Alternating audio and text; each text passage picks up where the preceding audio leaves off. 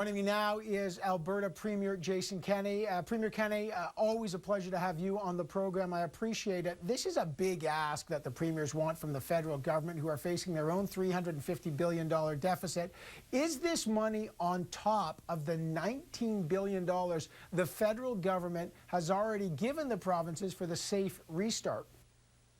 Yeah, this is about long-term support for Canadian healthcare. It's the $19 billion was a one-time expenditure related to the COVID crisis, but frankly doesn't come close to covering provincial expenditures in that area. Our message, unanimously, 13 provinces and territories, different regions and parties, is that the top two priorities of Canadians are protecting lives and livelihoods, healthcare and the economy. We wanted to put our flag in the ground that this is the key federal national priority right now for Canadians. As opposed to some of the kind of priorities we've seen floated as possibilities over the past 3 weeks out of Ottawa. Well, so let's talk about those. Jagmeet Singh, for example, has said, I think universal pharmacare is a big deal. Some say there's a... So what about that? What if they said, look, we want universal pharmacare. And by the way, provinces, I know you want no strings attached. When Paul Martin had the, quote, fix for a generation in healthcare, he had strings attached on things like wait times. Would you be satisfied if they put billions of dollars in universal pharmacare to help people pay for drugs?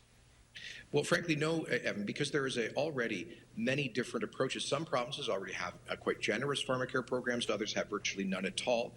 In Alberta, we have a unique need, I believe, in mental health. We're surging unprecedented resources to support people coping with mental health challenges. The federal government can be most helpful by coming to the table with its fiscal depth.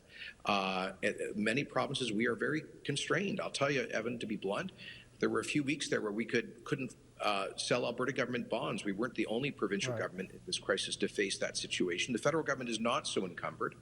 And so really what we do need is that flexibility that allows us to address our local needs.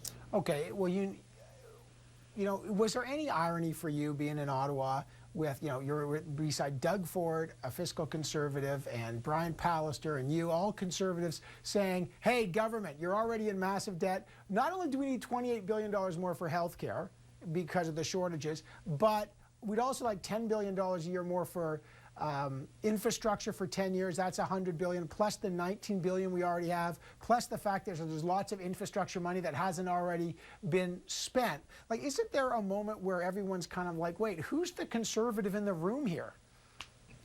You know, Evan, I've never believed in what I've called begging bowl federalism. This is not begging. This is money that, particularly with respect to fiscal stabilization, Albertans have paid into the system for decades. We've contributed over $600 billion more through our federal taxes to the rest of Canada over the past 50 years than we've received back in transfers or federal benefits.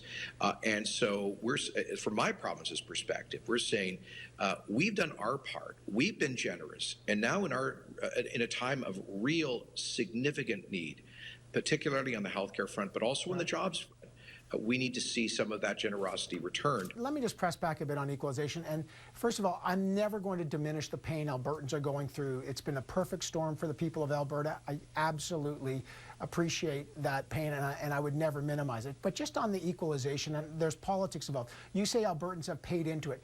You don't pay into equalization. Alberta's had the highest per capita income, and by the way, it remains so in the country for years, and that the tax goes into a fund that becomes equalization. It's not like you've paid into it. It's just that's the revenues that have been very high in Alberta. So, and I realize that you can't change the equalization, but it's not like it's been unfair. You were part of the government that renegotiated it. So I just wonder, are you playing politics with this like it's Alberta's getting ripped off when the system has worked for Alberta in good times and you signed off on it? Well, Evan, if you roll the tape back, I'm pretty sure I didn't say equalization. I said that Albertans have contributed through their federal taxes $600 billion more to the rest of the Federation since 1960 than they received back in federal transfers or benefits. And that is absolutely true. It's not just equalization. That's a big portion of that, but it's the whole system of fiscal federalism. And yes, it's because we have had higher incomes over most of that period.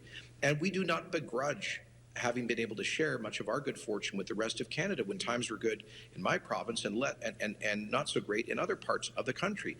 But there is supposedly in this federation, there is supposed to be, the same federal government that transfers that money to have provinces is supposed to be there when provinces like resource-producing provinces suddenly find themselves at the bottom of an economic cliff. Premier Kenney, always a pleasure. Thank you, sir. Thank you, Evan. Coming up.